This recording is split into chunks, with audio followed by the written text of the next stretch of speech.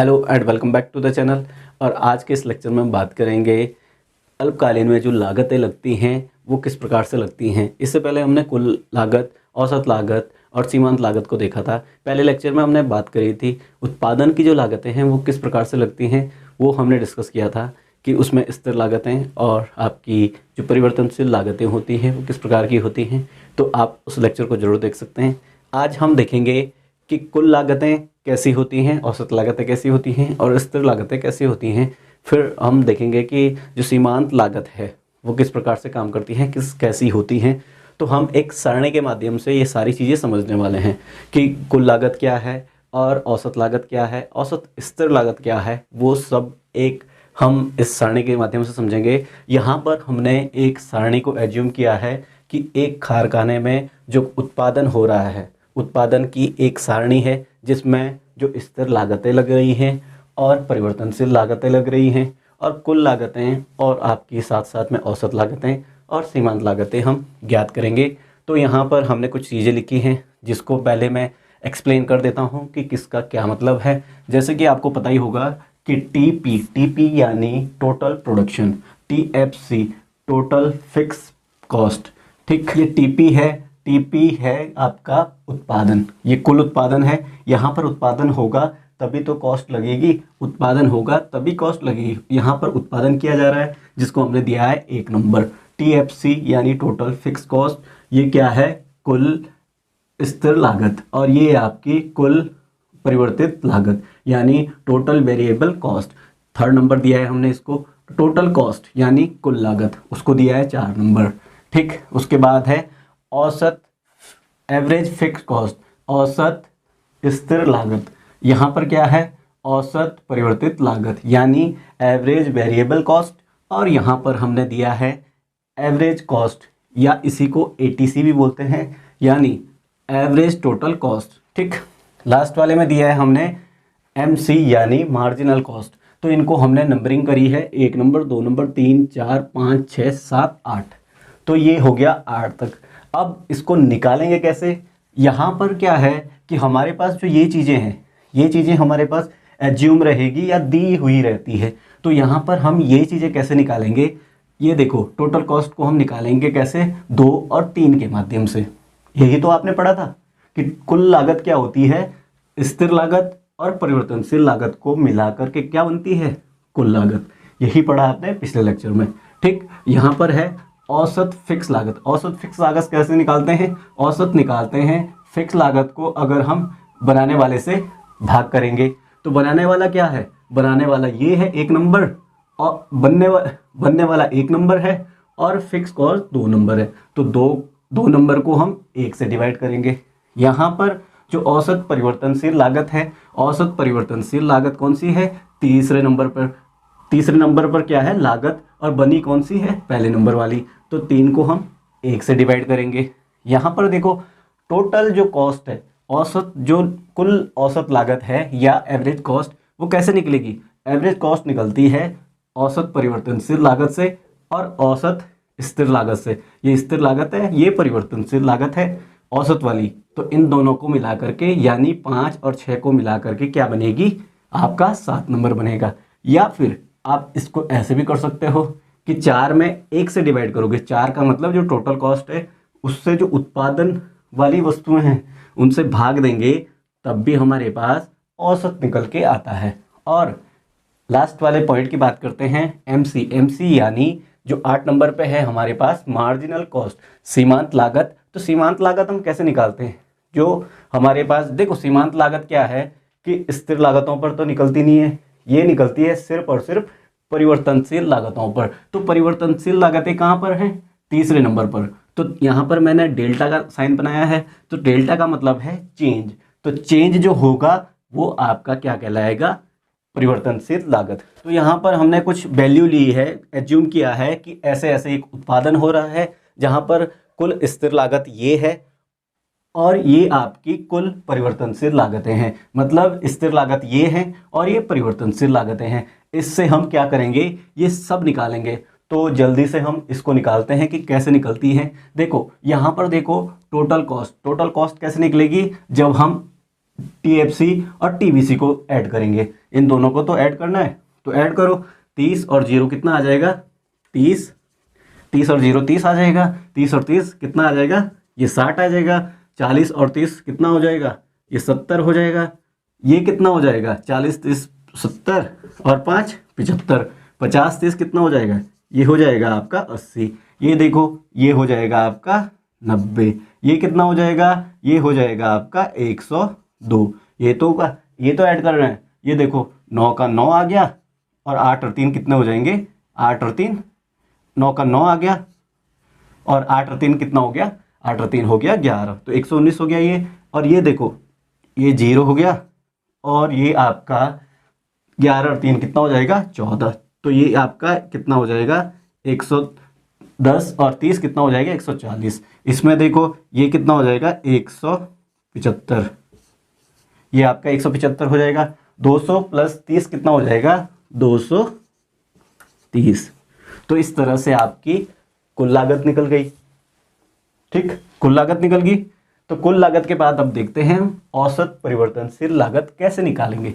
देखो यहाँ पर साफ साफ लिखा है मैंने, 2 को 1 से डिवाइड करेंगे। पहले औसत परिवर्तनशील लागत का पता होना चाहिए। तो औसत परिवर्तनशील लागत, औसत क्या है? औसत फिक्स लागत, यानी एवरेज फिक्स कॉस्ट जो है वो कैसे निकालेंगे। तो पहले फिक्स कॉस्ट को देखो कि फिक्स कॉस्ट कौन सी है, स्थिर लागत कौन सी है। स्थिर है आपकी ये वाली, तो इसको 1 से डिवाइड करो। तो 30 को जब 0 से डिवाइड करेंगे तो कितना आएगा? 30 को जब 0 से डिवाइड करेंगे तो 30 ही तो आएगा। 30 को जब 0 से हम डिवाइड करेंगे तो ये 30 ही आएगा। ठीक, अब देखो 30 को 1 से डिवाइड करो तब भी 30 ही आएगा। ठीक, अब देखो 2 से डिवाइड करो तो कितना आएगा? फिर 15 आएगा। 3 से करो 10 आएगा। 4 से करो तो कितना आ जाएगा? 7.5। अब देखो इससे करो 6 आ जाएगा। इससे इसको डिवाइड करो 5 आ जाएगा। ठीक, 7 से अगर 30 को डिवाइड करते हैं तो कितना आएगा? देखो 7 से अगर डिवाइड करते हैं तो आएगा आपका 4 दशमलव कितना आ जाएगा? 2 बचे हैं, 7 दूना 14। तो 7 दूना 14, 2 कर दो इसको 4.2। ठीक, यही तो है। 7 दूना 14, फिर 6 बचा है, हाँ यही आएगा। ठीक, इसको 3 कर दो सीधे, 4.3 कर दो। ठीक, 8 से इसको डिवाइड करो तो 8 तिया 24, 3 दशमलव कितना आ जाएगा? 6 आ गया। 8 सत्ते 56, तो इसको 7 कर दो। ठीक, 9 से देखो इसको, 9 तिया 27 और कितना आ जाएगा? 3 बचे हैं और 9 तिया 27। ठीक, अब देखो 10 तिया 30, तो ये कितना आ जाएगा? 30। तो इस तरह से आपके पास औसत स्थिर लागत निकल गई। औसत स्थिर लागत निकल गई। अब देखते हैं औसत परिवर्तनशील लागत। अब यहाँ से औसत परिवर्तनशील लागत निकालेंगे तो 3 को हम 1 से डिवाइड करेंगे। 3 को, नंबर 3 को हम 1 से डिवाइड करेंगे। देखो करो डिवाइड। यहाँ पर क्या आ जाएगा? 0 को अगर हम 0 से डिवाइड करेंगे तो 0 आ गया। ठीक, 1 से डिवाइड करेंगे तो कितना आ जाएगा? 30 आ गया। 30 आ गया ना। ये देखो 2 से अगर हम वेरिएबल कॉस्ट को चेंज कर रहे हैं ना, तो ये देखो 2 से हम 40 को करेंगे तो कितना आ जाएगा? 20 आ जाएगा। इसको देखो 15 आ जाएगा। इसको देखो कितना आ जाएगा? 12.5। 4 से डिवाइड करेंगे 50 को तो कितना आ जाएगा? 12.5 आ जाएगा। अब देखो 5 को 60 से करेंगे तो कितना आ जाएगा? ये 12 बार जाएगा। अब कितना आएगा? ये भी 12 बार जाएगा। ठीक, अब देखो 7 तिकम 7 और ये फिर से कितना हो गया? 19 हो गया। तो 7 दूना 14। ठीक, हो गया ना। 7 तिकम 7 और एक था 7 दूना 14 हो गया। ठीक, अब कितना बचा है? 14 5 19, 5 बचे हैं। तो 7 7 49, तो ये कितना हो जाएगा? 12.7 आ जाएगा। 8 से डिवाइड करो। 8 तिकम 8 और आपका कितना बचा है? 3। 8 या 24, 8 या 24 बचा 6 और 8 सत्ते 56, ये भी 7 आ जाएगा। ठीक, 9 से डिवाइड करो। 9 एकम 9 और फिर बचा आपका 4, 9 पंजे 45, तो ये 15 आ जाएगा। 10 से डिवाइड करो। किसको? 10 से डिवाइड करना है 200 को। तो 10 से डिवाइड करेंगे 200 को तो कितने बार जाएगा, 20 बार। तो ये आपका क्या हो गया, औसत परिवर्तनशील लागत। तो इस तरह से आपकी औसत परिवर्तनशील लागत ज्ञात होती है। अब देखते हैं औसत लागत को हम कैसे निकालेंगे। अब इन दोनों को जोड़ दो, क्योंकि हमने क्या देखा था कि जब कुल औसत लागत को निकालते हैं, ठीक, या औसत लागत को निकालते हैं तो कैसे निकलेगी, वो निकलेगी औसत परिवर्तनशील लागत और औसत स्थिर लागत से। तो जोड़ो दोनों को, 5 और 6 को जोड़ना है, या फिर आप कर सकते हैं 4 को डिवाइड कर सकते हैं 1 से। 4 का मतलब 4 नंबर पे ये है और 1 से इसको डिवाइड कर सकते हैं, या फिर आप 5 और 6 को जोड़ सकते हैं। तो 5 और 6 जोड़ दो, ये कितना आ जाएगा, 30 आ जाएगा। ये कितना आ जाएगा, ये आ जाएगा आपका 60 आ गया ना। ये देखो ये कितना आ जाएगा आपका, ये आ जाएगा आपका 35। ये कितना आ जाएगा आपका, ये आपका आ जाएगा 25। ये देखो 12 8 कितना हो जाएगा, ये हो जाएगा आपका 20। और ये देखो 12 6 कितना हो जाएगा, 12 6 हो गया 18 हो गया। अब देखो 12 5 कितना हो गया, ये हो गया आपका 17। और 13 और 4 कितना हो गया, 13 और 4 भी कितना हो गया, 17 हो गया ना। 7 7 कितना हो जाएगा, 0.4 हो गया, 14 हो गया ना, ठीक। और 13 और 4 कितना हो गया, 13 और 4 हो गया आपका 17। 13 और 4 17 हो गया, ये हो गया। अब देखो 15 और 3 18, तो 18.3 हो जाएगा। तो ये 18.3 और 20 और 3 कितना हो जाएगा, ये आपका होगा 23। तो इस तरह से आपका कुल औसत लागत या फिर औसत लागत निकल के आ गया। अब देखते हैं हम मार्जिनल कॉस्ट को, यानी सीमांत लागत कैसे निकलती है। सीमांत लागत देखते हैं, तो सीमांत लागत निकलेगी आपकी चेंज इन थर्ड। तो ये देखो 0 हो गया, ठीक। 30 देखो 30 था, 30 ही है। यहाँ पर ये कोई भी यूनिट नहीं थी, हम पहले तो यूनिट थी ही नहीं, उत्पादन हुआ ही नहीं, तो अब लगी है पहली यूनिट। ये देखो पहली यूनिट, तो पहली यूनिट में कोई चेंज नहीं है। 30 था तो 30 ही रहेगा, तो ये 0 ही आ जाएगा, ये 0 ही आएगा, ठीक। अब देखो कितना चेंज आया है, पहले देखो चेंज 10 का चेंज आया है, यहाँ पर 10 का आ गया, ठीक। यहाँ पर देखो कितना आ गया, यहाँ पर आ गया आपका 5 का चेंज। यहाँ पर देखो कितने का चेंज आया है, 5 का चेंज। यहाँ पर देखो फिर से 10 का चेंज आ गया, ठीक। 50 और 60 में कितना चेंज आ गया, यहाँ पर देखो 12 का चेंज आ गया, ठीक। यहाँ पर देखो कितना आ जाएगा, ये 7 आ जाएगा, ठीक। और 1 17, ये आ गया 17 का चेंज, ठीक। अब देखो इसमें से इसको घटाओ, 10 में से कितना गया, 9 गया, तो 1 बचेगा, ठीक। 10 में से 9 गया तो 1 बचेगा।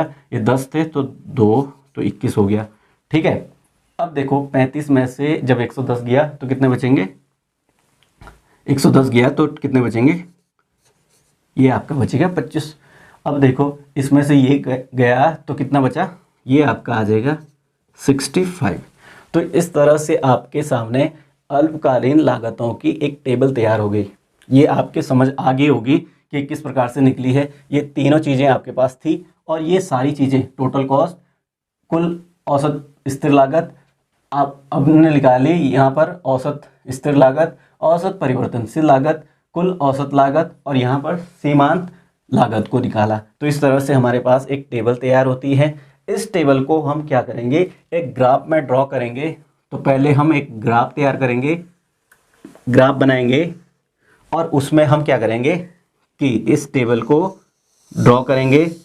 तो आपको एक ग्राफ के माध्यम से बताते हैं कि ये जब हम ग्राफ में ड्रॉ करते हैं तो हमारे पास किस तरह से ये चीज़ें निकल के आती हैं। तो ये आपका ओरिजिन हो गया, ये आपका एक्स एक्सिस हो गया, और ये आपका हो गया वाई एक्सिस।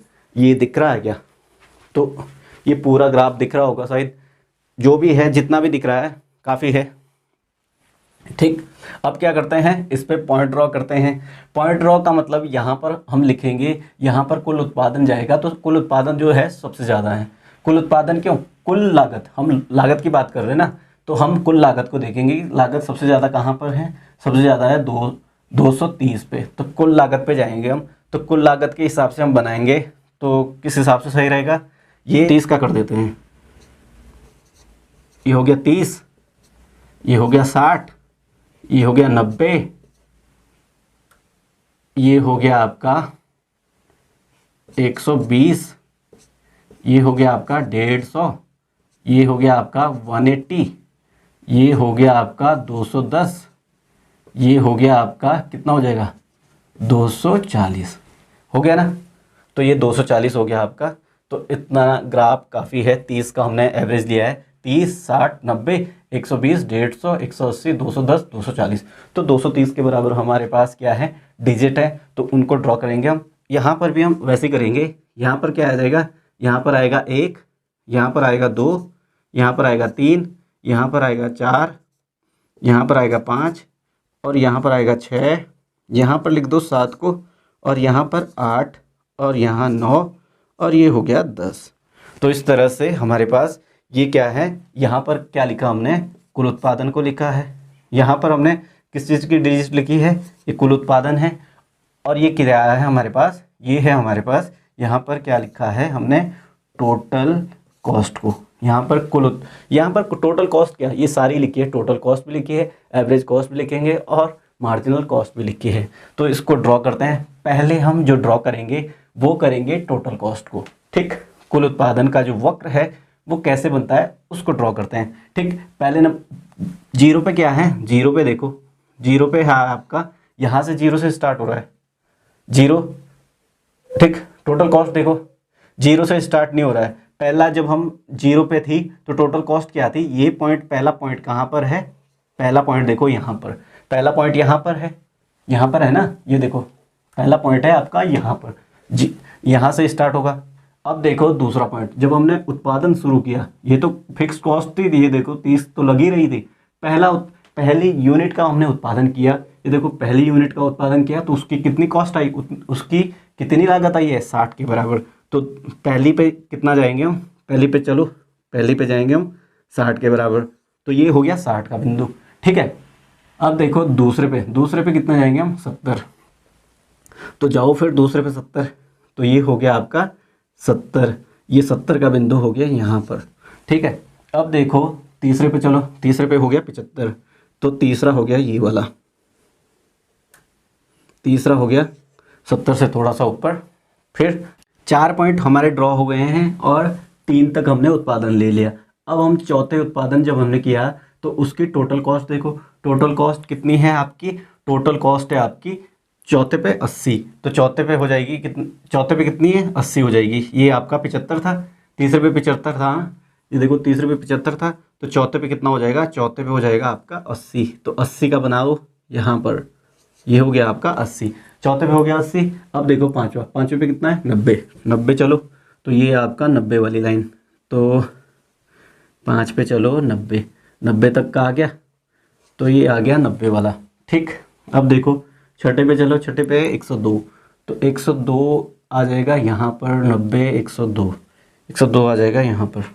ठीक, ये देखो 102 आ गया यहाँ, ये 102 हो गया। अब देखो सातवें पे चलो 119, तो 119 बोलते जस्ट 120 के बगल में आ जाएगा, तो सातवें पे आ जाएगा यहाँ पर, आ गया सातवां। अब आठवें पे देखो, आठवें पे कितना है, 140, 140 ये हो जाएगा 140, ये 30 का है ना, 30, 20, 50, तो ये हो जाएगा 130, 40, 40 हो जाएगा यहाँ पर। तो आठवें पे आ जाएगा 140 ये यहाँ पर, तो आठवां हो गया यहाँ। अब 90 पे देखो, 90 पे कितना है, 90 पे 175, तो 90 पे 175 चलो, 175 है आपका ये वाला, 80 से थोड़ा सा नीचे, तो ये हो गया आपका 175 का बिंदु। ठीक है, ये हो गया। अब 10वें पे देखो, 10वें पे कितना है, 10वें पे है 230, तो 10वें पे चलो 230, तो 230 हो जाएगा 10 से थोड़ा सा नीचे, तो ये है 10वें का बिंदु, तो ये है आपका 230। ठीक, इसको मिलाएंगे हम, तो ये मिलेगा ऐसे, ये इस तरह से मिलता हुआ। ये कौन सा कर्व है आपका, ये है आपका टोटल कॉस्ट। ठीक, ये इस तरह से आपके पास टोटल कॉस्ट का एक वक्र प्राप्त हुआ है। अब देखते हैं हम किसको, औसत वक्र को, औसत लागत का जो वक्र है उसको देखेंगे। औसत लागत की पहले तो डिजिट देख लो, 30 की 30 ही है।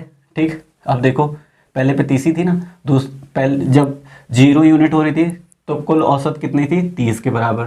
ठीक, अब देखो यहाँ पे देखो पे कितना है, यही एक पे है आपकी 60, तो 60 ये देखो अब हमने इन बिंदुओं को ड्रॉ करना है। अब हम इधर उधर नहीं जाएंगे, यहाँ पर ध्यान रखो और ड्रॉ करते जाओ। 60 पहले, चलो 60 पहले बिंदु पे अब चलना है हमने। पहला तो ये है, दूसरे बिंदु पे क्या जाना है 60, तो 60 वाला भी वहीं पे है। अब देखो 35 पे आ जाएगा। 60 के बाद कितना है 35, तो दूसरे पे चलना है हमने 35, तो ये 35 पे आ जाएगा यहाँ पर। यहाँ से सीधा कहाँ आ जाएगा, ये आ जाएगा आपका 35 पर। तो देखो 35 30 हो गया ये, और ये हो गया आपका सेकंड वाला बिंदु 35। ये 30 था, ये 35 हो गया, ये 35 हो गया। अब देखो तीसरे पे देखो, तीसरे नंबर पे कितना है 25, तो तीसरे नंबर पे देखो 25, तो ये इससे भी थोड़ा सा नीचे आ जाएगा, तो ये हो गया आपका 25 वाला बिंदु। ठीक, चौथे पे देखो, चौथे पे कितना है 20, चौथे पे देखो 20, तो 20 आ जाएगा इसके बगल में। चौथे पे देखो 20 आ गया। पाँचवें पे देखो, पाँचवें पे कितना आ गया है, पाँचवें पे है 18, तो 18 चलो 20 से थोड़ा सा नीचे कर दो। ठीक, पाँचवें पे आ गया 18। अब देखो फिर 18 के बाद है 17, 17, तो हमने चलना है 17, ये हो गया 17, ये भी 17, ये दोनों बराबर हैं 17। उसके बाद चलना है 17.4, तो 17.4 को कर दो ये वाला। ठीक है, थोड़ा सा ऊपर नीचे भी हो जाएगा, कोई दिक्कत नहीं है। जब ग्राफ में बनाओगे तो अच्छे से बनेगा। ये देखो 18 पॉइंट क्या है 3, 90 पे कितना है 18.3, तो 18.3 का मतलब है 20 के आसपास जाएगा, तो ये आपका 18.3 आ गया। अब देखो फिर क्या है 10वें पे कितना है 23, तो 10वें पे जाना हमने 23, तो ये हमारा इसके आसपास आ जाएगा, तो ऐसे कर दो 23, ये हो गया 23। तो ये किस तरह से मिलेगा, ये यहाँ से देखो, ये देखो इस तरह से, ये आपका कौन सा कर्व है, ये है आपका AC या ATC, औसत लागत या फिर औसत कुल लागत। ये हो गया। अब देखते हैं मार्जिनल कॉस्ट को, सीमांत लागत को, सीमांत लागत वक्र को देखते हैं कि सीमांत लागत वक्र कैसे बनता है। अब देखो शुरू करो आप, जीरो पे तो जीरो ही था, पहली यूनिट पे भी जीरो है, पहली यूनिट पे भी जीरो है। अब दूसरी यूनिट से शुरू होगा 10 से, तो 10 20 30, 10 हो गया ना। तो कौन सी यूनिट से है, दूसरे यूनिट पे है, 10 से शुरू, तो 10 पे आ जाओगे आप, यहाँ से शुरू हो रहा, ये 10 आ गया। ठीक, 10 के बाद कितना है 5, तो 5 पे सीधा आधे पे आ जाओ, ये आ गया 5। उसके बाद भी कितना है 5, तो ये भी है 5। ठीक, उसके बाद फिर से 10 पे आ गया है, तो ये चलो फिर 10 पे, तो ये आ जाएगा 5 पे 10 पे आ गया, 5वें नंबर पे 10 आ गया ना, ये देखो 5वें पे 10 पे है। ठीक, छठे पे कितना है, छठे पे है 12 पे, तो 10 से थोड़ा सा ऊपर चले जाओ, तो 12 पे था, तो ये छठे पे आ जाओ 12 पे। ठीक है, तो छठे पे आ गया 12 पे। ठीक, 12 पे आ गया। 7वें पे देखो, 7वें पे कितना आ जाएगा, 7वें पे है आपका 17, तो 17, और ये दोनों चीज़ें यहाँ पर टच हो गया है। ठीक, यहाँ भी 17 है और यहाँ भी 17 है, हो गया। अब देखो 21 पे, 8वें पे कितना आ गया 21 पे, ये 17 था, ये कितना था आपका था, ये यहाँ 21 है, यहाँ 17 था 17.4, तो 21 हो जाएगा सीधे यहाँ पर। ठीक, 21 सीधे यहाँ कर देते हैं, तो ये 8वें पे 21 हो गया। 9वें पे देखो, 9वें पे 25 पे पहुँच गया, तो इसको थोड़ा सा ऊपर कर दो, तो ये हो गया 25 पे। ठीक है, ये 25 पे हो गया। अब देखो 10वें पे कितना हो गया, 10वें पे हो गया ये सीधे 65 पे, तो 65 कहाँ आएगा 60 से थोड़ा सा ऊपर, तो ये हो गया 65 पे। तो इस तरह से आपके मार्जिनल कॉस्ट के पॉइंट ड्रॉ हो गए। अब हम इसका वक्र ड्रॉ करते हैं। वक्र कैसे ड्रॉ करेंगे, यहाँ देखो 0 0, पहले पे यहाँ पर भी 0 है, यहाँ पर भी 0 है, तो वक्र यहाँ से ऐसे आएगा और उसके बाद यहाँ से ऐसे। अब देखो यहाँ पर आगे ऐसे, ये देखो आगे बढ़ते हुए, ये आगे बढ़ा और यहाँ पे। ठीक, यहाँ से देखो मिल गया, यहाँ से वक्र, यहाँ पर 17 17 था ना, देखो यहाँ पर भी 17, यहाँ पर भी 17, ये मिल गया वक्र। उसके बाद देखो यहाँ से ऐसे और यहाँ से ऐसे, और ये इस तरह से हमारे पास MC यानी मार्जिनल कॉस्ट का वक्र प्राप्त होता है। इस तरह से ये देखो मार्जिनल कॉस्ट का जो वक्र मिला है, यानी सीमांत लागत का वक्र किस प्रकार से हमारे पास प्राप्त हुआ है। आई होप कि आपको ये ग्राफ समझ में आ गया होगा कि हमने इस ग्राफ को किस तरह से तैयार किया। अगले लेक्चर में हम डिस्कस करेंगे कि जो ये दोनों चीज़ें हैं, ये दोनों चीज़ें जो हमने ये दोनों वक्र निकाले हैं, ये किस प्रकार से संबंधित होते हैं और इन्हीं से क्वेश्चन पुटअप होते हैं। जो वनडे एग्जाम या जो कंपटीशन एग्जाम में पूछे जाते हैं वो यही से पूछे जाते हैं, सारे क्वेश्चन यही से पूछे जाते हैं। टोटल कॉस्ट का सिर्फ आपको आगे रेवेन्यू में काम आएगा कि भाई इतनी कॉस्ट लगी है, कितना प्राप्त हुआ है, टोटल कॉस्ट का वक्र हमें वहाँ पर काम आएगा। आई होप कि आपको ये चीज़ें समझ आई होंगी कि हमने इसको किस प्रकार से इसमें ड्रॉ किया है। और अगले लेक्चर में हम डिस्कस करेंगे कि कुल औसत लागत और सीमांत लागत में क्या संबंध होता है और इनके बीच संबंधित जो चीज़ें हैं वो किस प्रकार से काम करती हैं। और आई होप कि आपको ये चीज़ें समझ आ गई होंगी। हमने क्या पढ़ा हमने कि कुल लागत क्या है, औसत लागत क्या है, सीमांत लागत क्या है, समझ में आ गई होंगी कैसे निकालते हैं ये। इसी प्रकार से हैं परिभाषाएं तो आपको पता ही हैं कि कुल उत्पादन में जो खर्च आता है वो क्या कहलाती है, आपकी लागत कहलाती है। और सारी वस्तुओं को बनाने में जितनी भी आपने वस्तुएं तैयार करी है उनमें जो लागत आई है वो क्या कहलाती है, कुल लागत कहलाती है। जितनी वस्तुएं बनी हैं उसको कुल लागत से डिवाइड करना है, कुल लागत को जितनी बनी वस्तुओं से डिवाइड करना है, तो औसत लागत हमें प्राप्त होती है। सीमांत लागत क्या है, प्रत्येक यूनिट में जो लागत लगी है वो आपकी सीमांत लागत कहलाती है। तो इस प्रकार से आपकी कुल लागत, औसत लागत और सीमांत लागत भी हमने देखी, स्थिर लागत और परिवर्तनशील लागतें भी देखी। तो आई होप कि आपको ये लेक्चर पसंद आया होगा। तो वीडियो को लाइक करें, अपने दोस्तों के साथ शेयर करें और चैनल पर नए हैं तो चैनल को सब्सक्राइब करना ना भूलें। धन्यवाद।